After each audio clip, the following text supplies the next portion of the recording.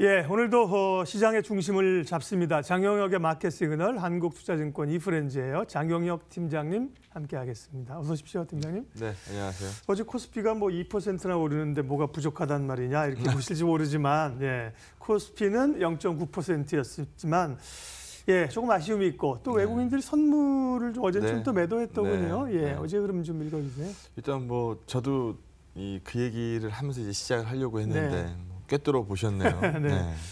뭐 성에 안 찰 수는 있습니다만 어제 우리 아침 분위기 한번 생각해 보세요. 어제 아침 제 방송 지금 소위 펀더멘탈 밑으로 내려가 있는 장인데 뭔 놈의 펀더멘탈이냐. 지금 센티멘트로 보자. 선물 수급으로 봤을 때 주가 지수가 지난주 월요일 대비해서 이제 전전일 종가죠. 예, 전전일 종가까지 반영을 하면은 2160 하던 게 1996 내려와 있는 이 와중에 외국인들은 선물을 2조를 받았더라. 그럼 과연 이게 밑을 보는 거냐. 지금 반대매매 급증하고 있기 때문에 소위 말해서 털려나가는 건 어쩔 수 없는 거고 레버리지가 들어가 있는 개인들이 팔고 싶어서 팔겠어요. 나머지 이 개인 투자자들은 지금 매도 나갈 것 뭐 타이밍 다 놓친 거 아닙니까? 그래서 과거에도 우리가 경험상 봤을 때 이렇게 털려나가는 물건 이후에는 항상 저점이 잡혔으니까 지금 매도 스탠스로 얘기하지 말고 쓸데없이 1700, 1800 이렇게 얘기하지 말고 차라리 그냥 이 센티멘트 쪽으로 들어가서 조금 더 자세히 보자.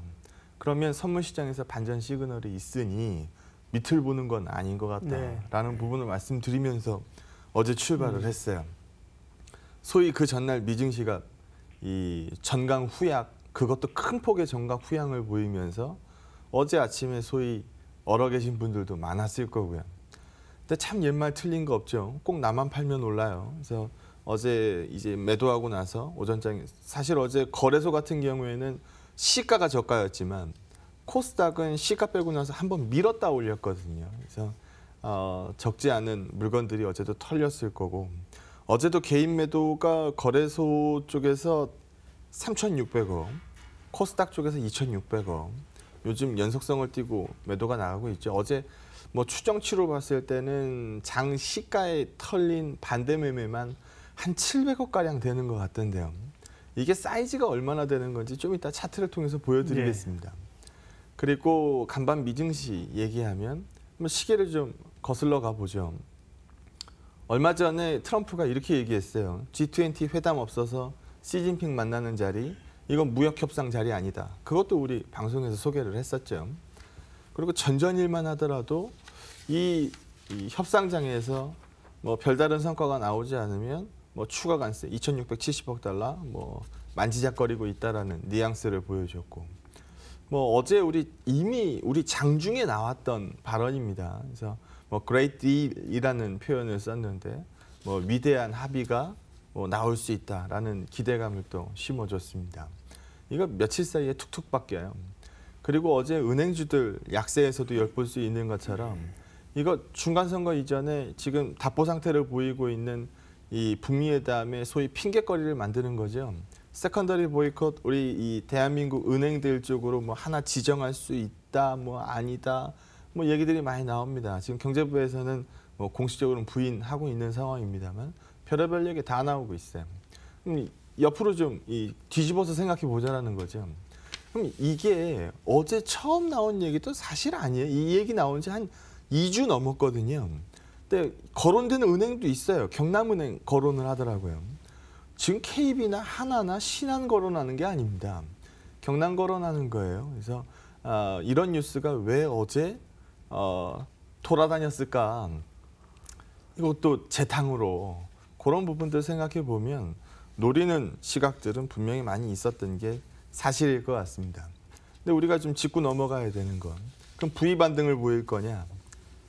V 반등 쪽으로는 아직 수급이 좀 밋밋하죠. 어제 외국인들 선물이 다시 2조 원 들어왔던 자리에서 한 4분의 1 값 정도는 되돌아 나갔는데요. V턴 반등을 생각한다라고 하면은 지금 뭐 무조건 돌격 앞으로죠. 하지만 이제까지 과거 시장에서의 급락 흐름 이후에는 V 반등보다는 일부 회복 이후에 좀 시간을 소요하는 경우가 굉장히 많았거든요. 그래서 그런 식의 그림을 그리고 향후 대응책을 준비를 하면 될 것 같습니다.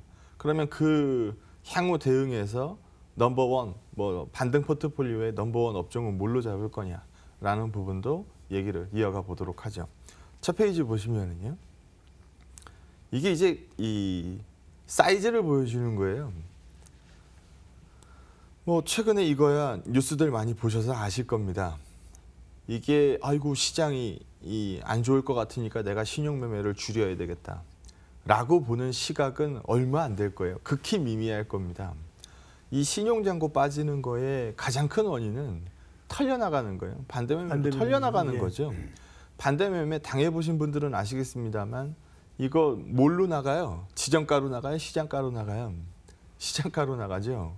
그러면 생각한 수량보다 훨씬 더 많이 나갑니다.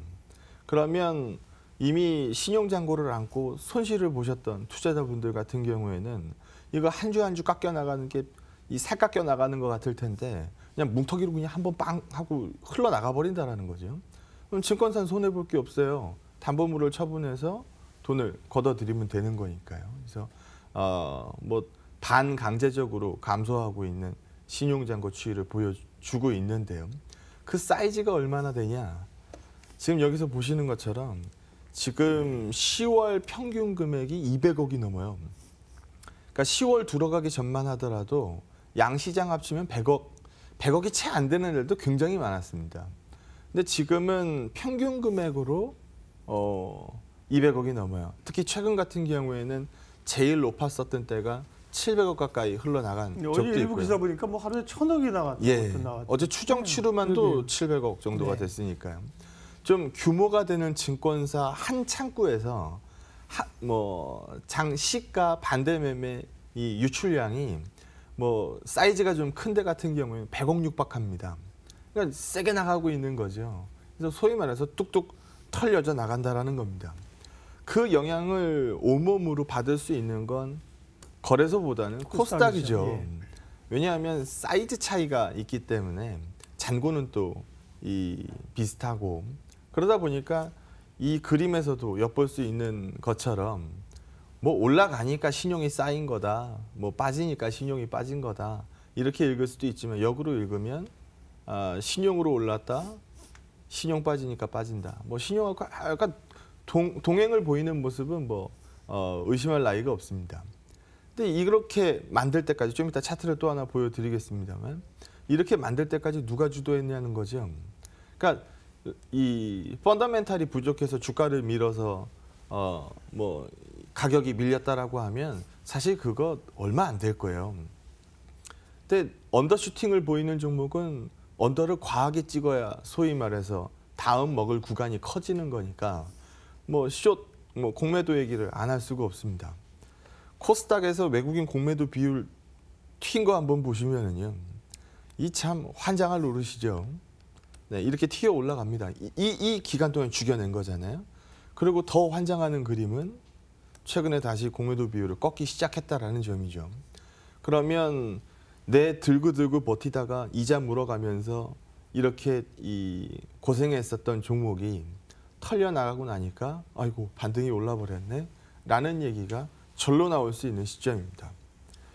이 그림 하고 이제 다른 그림 하나를 추가로 보여드릴 텐데 예. 그러면 시스템 리스크냐 아니면은 우리가 이제까지 일상적으로 봤었던 그냥 시장 중간에 있는 조정 사유일 뿐이냐라는 부분을 한번 보게 되면 이럴 때 한번 보시면 될 것 같아요. 트레일링 PBR이 1배를 하회했다. 그때 $1 튀는 거 한번 보시죠. 예. 이건 누가 봐도 위기죠. 이거 뭔 일 터졌다. 예. 시스템 리스크죠. 이때 이 시기 보시면은 금융위기 레벨 아닙니까? 근데 PBR 1배를 건드리는데 환이 튀는 각도가 소위 말해서 심상치 않더라. 이럴 때 우리 이때마다 나오는 얘기가 뭐예요? 위기설. 뭐 4월 위기설, 6월 위기설. 뭐 위기설 얼마나 많았어요? 언제 많았어요? 15년, 16년도 때 엄청 많았어요. 그리고 나서 17년도에 초호황장이 한번 크게 열린 거죠. 그리고 지금 PBR2배를 하회합니다. 그러면은 PBR2배가 하회했으면 시스템 리스크인가? 라고 돌아보게 될 텐데 지금 원달러 얼마나 올랐냐는 거죠. 1,100원 깔딱깔딱 하던 자리에서 1,140원 와 있는데 지금 간밤 NDF가 0.15원 빠졌거든요. 근데 이 0.15원 빠진 거 그냥 보합세니까 뭐 크게 얘기할 거 없지만 어제 달러 인덱스가 97kg 튄 상태에서 NDF가 자극받지 않았다는 얘기는 원화 상대 강도가 꺼지지 않았다는 얘기입니다. 그러면 이런 것들 놓고 봤을 때 과연 시스템 리스크를 얘기해서 대한민국 이 지수를 1,700, 1,800 부를 수 있느냐? 그거 아니라는 거죠. 근데 혹시나 뭐 그런 얘기가 괜히 나왔겠어요? 뭐 빠지니까 얘기가 나왔겠죠.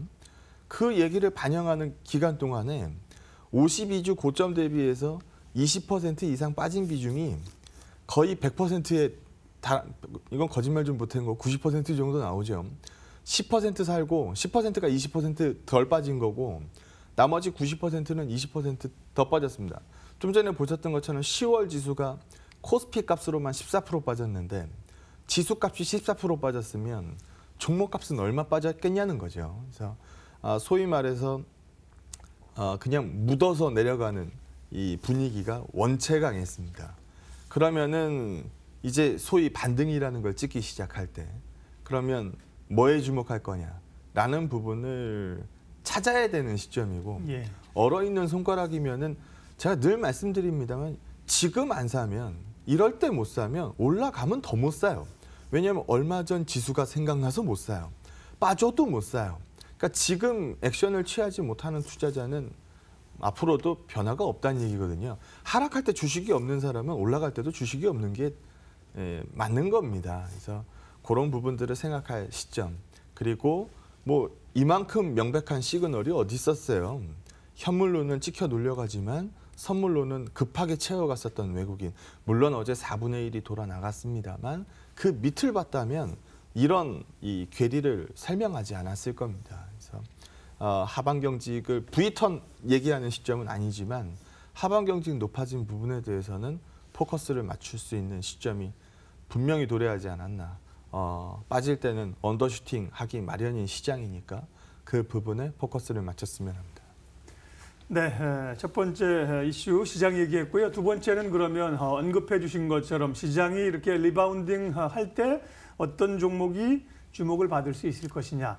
어제 장에서 일단 좀 힌트를 얻을 수 있는데요. 어제 주가가 올라오면서 어쨌든 간에 이제 코스피 같은 경우는 시총 상단의 종목들이 올라오게 되고요. 기관들이 뭐 약간은 뭐 적극적으로 사기도 하고 일부 또 떠밀려서 사기도 하면서 코스닥 같은 경우는 역시 또 예전에 같은 종목들 다시 좀 주목을 받고 그렇죠? 이런 형국이었는데요. 예, 그러면 이제 오늘 아침에 얘기를 하시면서 뭘 볼까요? 소위 말해서 내 주식 거래 좀 했어. 내가 뭐 내 주식 경력이 좀 돼요.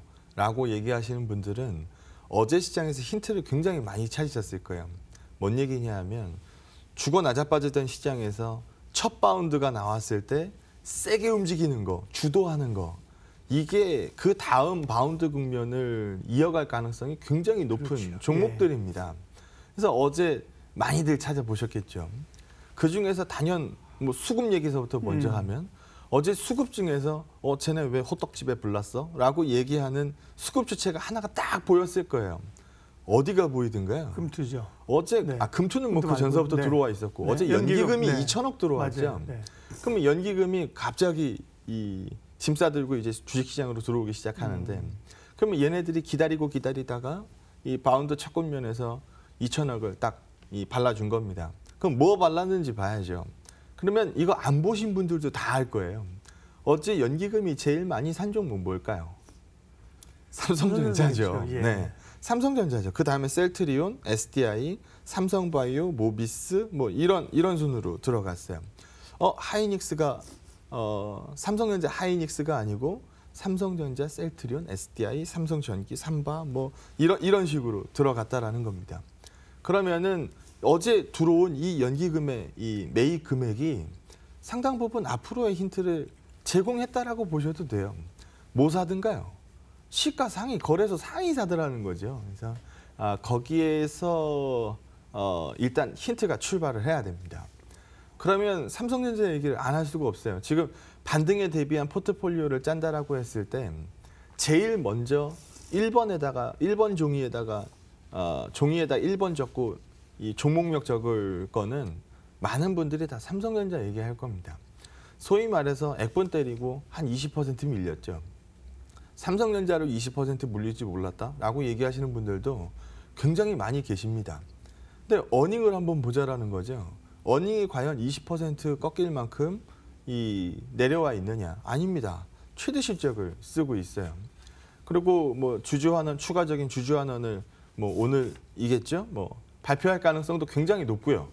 뭐 그런 부분들을 같이 한번 녹여서 일단 보고, 그리고 전 거래일에서 미증시 필라델피아 반도체 지수가 4%대 급등을 보였고, 어제 아침 방송에서 우리가 소개했었던 뭐 지금 보고 읽어야겠네. 푸젠 진화 반도체 네. 들어봤냐는 거죠. 전 어제 방송 소개하면서 처음 봤거든요. 뭐 그쪽 워낙 몰랐으니까 사이즈도 작고 여기 수출 금지 조치 때린다. 그러면 중국 반도체 굴기에다가 어느 정도 브레이크를 밟는다라고 볼 수 있습니다. 그럼 반사익 누가 볼까요? 뭐 반도체 제일 잘 나가는 국가가 어디예요? 대한민국이란 말이죠. 그래서 그런 부분들 녹여서 봐야 되는 시점이라고 봅니다. 그러니까 삼성전자 빼고 지금 이 반등 포트 준비 못한다라는 거죠. 하이닉스는요? 라고 얘기할 수 있는, 하이닉스 싼 거는 다 알죠. 다는데 반도체 업황이, 하이닉스는 온리 반도체잖아요. 좀 이따가 뭐 영업이익률 보여드리겠습니다만 잘 나갈 땐 진짜 잘 나가요. 근데 반도체 업황 업사이클일 때는 하이닉스만한 게 없죠. 근데 반도체 업황 둔화가 나올 때는 하이닉스는 탄성 떨어지는 게 사실 일반적입니다. 그러면 하이닉스보다는 삼성전자에 주목하세요라는 거는 뭐 과거 방송에서도 수없이 얘기했었던 부분이고요. 그래서 뭐 지금이야 뭐 낙폭이 워낙 크니까 첫 반등 국면에서는 낙폭 큰 놈이 많이 오르겠죠. 하지만 길게 보는 반등 포트폴리오를 생각한다라고 하면 반도체 그 중에서도 삼성전자는 뺄 수 없는 종목이 될 겁니다. 여기 페이지 한번 보시면은요. 디램 익스체인지가 얘기합니다. 이번 10월 고정거래가가 5% 정도 빠질 거고 내년 디램 가격이 15%에서 20% 정도 빠질 거다. 뭐 그렇게 될지 안 될지 뭐 가봐야 아는 거고, 뭐 빠지는 거는 맞는 것 같아요. 근데 여기 논조의 이 출발이 이거예요. 공급이 는다. 뭐 수요는 예전만 못할 거다. 그럼 공급 과잉이 늘어서 빠진다라는 거거든요. 그러면 여기서 제일 반가운 뉴스는 뭘까요? 공급량이 니들이 얘기한 것만큼 많이 늘지 않아요. 라는 게 얘기 나오면 될 거 아닙니까? 최근 SK 하이닉스 실적 컨퍼런스 콜에서도 뭐 얘기를 했어요. 시황에 맞춰서 투자 계획을 분기 단위로 바꿔서 발표를 하겠다. 그럼 연으로 얼마, 우리 캐펙스 증가 얼마 이렇게 찍지 않겠다라는 거죠. 웨스턴 디지털 같은 경우에도 19년도 이 낸드 투자 감소 얘기한 상황이고요. 뭐 삼성전자 같은 경우에도 뭐 최근 얘기 많았죠. 공식적인 뭐 헤드라인으로 뜨지는 않습니다만 내년도 디램 이 캐펙스 투자를 절반으로 줄인다 카더라 뭐 이런 식으로 얘기 많이 나오고 있습니다. 그러면 공급 사이드 때문에 빠졌으면은 공급량 줄이는 게 제일 반가운 뉴스 아니겠습니까? 그리고 수요가 어느 누가 수요를 정확히 맞추겠어요. 그래서 예상보다 강한 수요라고 한다면 또 긍정적일 수 있는 거죠. 그 여기 보는 것처럼 이제 이 기일이 다가옵니다. 제가 오기 전에도 검색해보고 들어왔는데 고정거래가 아직 안 나왔죠. 얼마나 빠질지 모르겠어요. 디램 익스체인지는 5% 불렀으니까요. 지금 여기서 보는 것처럼 지금 10% 넘게 스프레드가 벌어져 있어요. 현물 가격이 이 고정거래가에 비해서 10% 이상 쌉니다. 그러면 뭐 계산해 보는 거죠.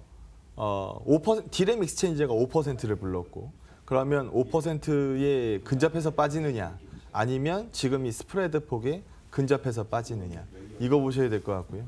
낸드 같은 경우에는 스프레드가 좀 더 크니까 아무래도 디램보다는 이 고정거래가 하락폭이 좀 더 크겠죠. 그래서 지금 다음 그림 한번 보게 되면 삼성전자의 영업이익률인데요. 지금 뭐 25% 구간이 보여주고 있어요. 사실 이거 반도체만 잘라서 보면은 다음 페이지 이 하이닉스에서도 볼 수 있는 것처럼 50% 구간 쳐다보게 됩니다. 근데 삼성전자는 온리 반도체만 있는 쪽이 아니잖아요. 그래서 지금 여기 보는 것처럼 매출이 이렇게 크고 있다가 정체되는 그림, 영업이익이 정체되는 그림, 이 그림에 우려를 합니다. 그러면 매출이 정체대치 둔한 아니거든요. 꺾이는 그림은 아니거든요. 근데 마치 우리는 꺾이는 듯한 뭐 반영을 하고 있는 이 상황이고요. 지금 하이닉스 같은 경우에도 온리 뭐 메모리 구간이기 때문에 메모리 회사이기 때문에 뭐 가격 떨어지면 여기는 뭐 방법 없지 않느냐라고 얘기합니다만 레벨을 보라는 거죠. 과거 영업이익률 레벨 단하고 지금 레벨 단하고 명확하게 다른데 이 부분에 너무 과도하게 우려를 쌓고 있는 거 아니냐. 그래서 지금 여기서 보는 것처럼 한 번도 비싼 적 없었던 주식들인데 너무 과도한 우려들을 반영하고 있지 않냐. 소위 반등이라는 걸 얘기할 때 이것 빼고 논할 수 있겠느냐라는 부분 설명드렸습니다.